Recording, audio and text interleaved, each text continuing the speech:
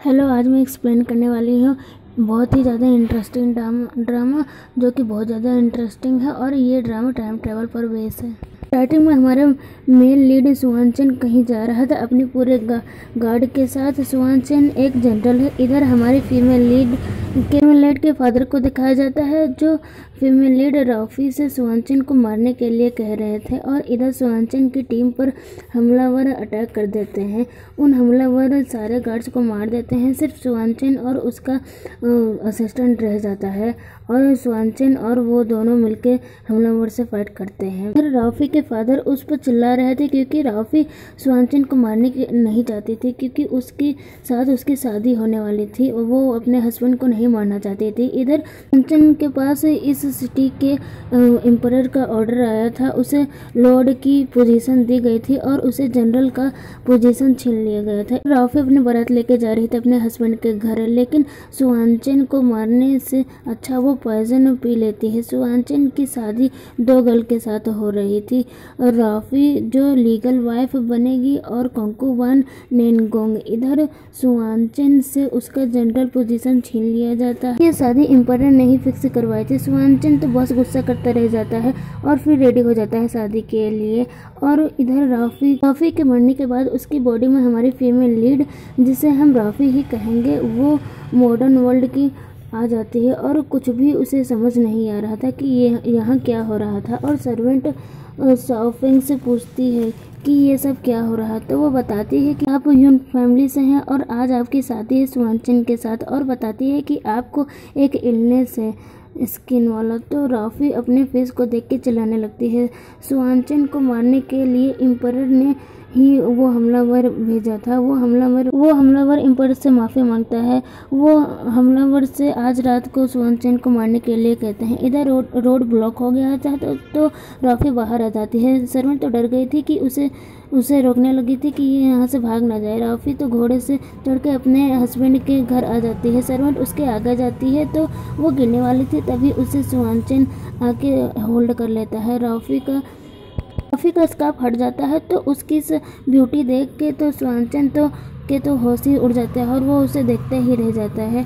और सारे लोग भी उसकी तारीफ करने लग जाते हैं कि यून फैमिली की बेटी अगली थी। ये सब खबर सब कहीं फैली थी, लेकिन आज उसकी ब्यूटी को देख के सब हैरान हो गए थे। सुहानचंद उसे प्यार से देखते देखते नीचे लाता है और फिर उन तीनों की शादी होती है। सर्वेंट वहाँ भागते हुए आती है। काफी स्टूपिड जैसे हरकतें कर रही थी। शाओफेंग उनकी शादी देख के खुशी में ड्रिंक करती है। तभी उसे फ्यूचर का सब याद आ जाता है कि वो राफी के साथ उसकी असिस्टेंट है, क्योंकि मॉडल वर्ल्ड में राफी एक डॉक्टर है। और अपने ऐसे कपड़े को देख के वो चिल्लाने लगती है। फिर शादी के बाद राफी से बता रही थी कि ये सब क्या हो रहा है, हम यहाँ क्या कर रहे हैं, कैसे आए। राफी तो उसे देख के हंस रही थी, तो राफी को वो गुस्से से देखती है। तो राफी उसे बताती है कि मॉडर्न वर्ल्ड में मैंने एक गर्ल को देखा जो शादी के कपड़े में थी, उसकी हालत बहुत ज़्यादा ख़राब हो रही थी, उसकी से फ़ोटो लिए जा रहे थे, वो मरने की हालत में थी। मैंने उसे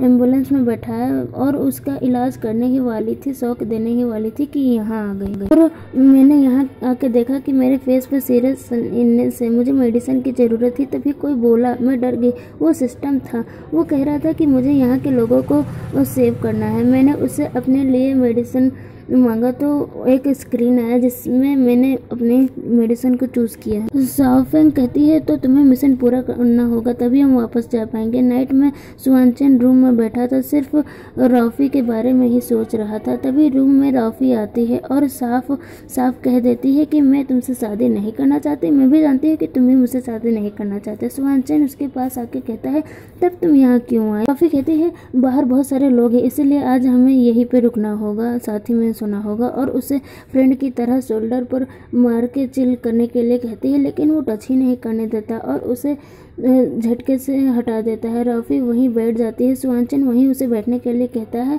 और फिर बेड पर जाके बैठ जाता है।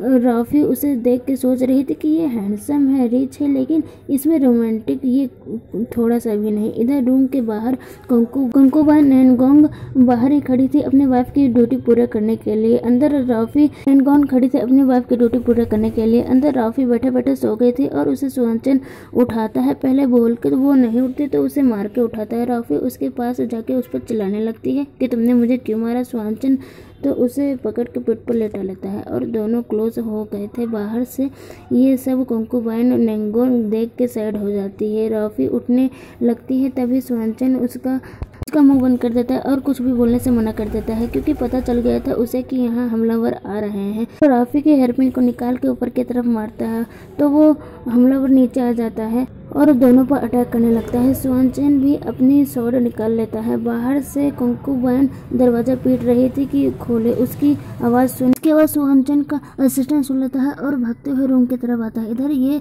हमलावर राफी पर अटैक करने वाला था, तो राफी के सामने सुहांचन आ जाता है और उसे मारता है।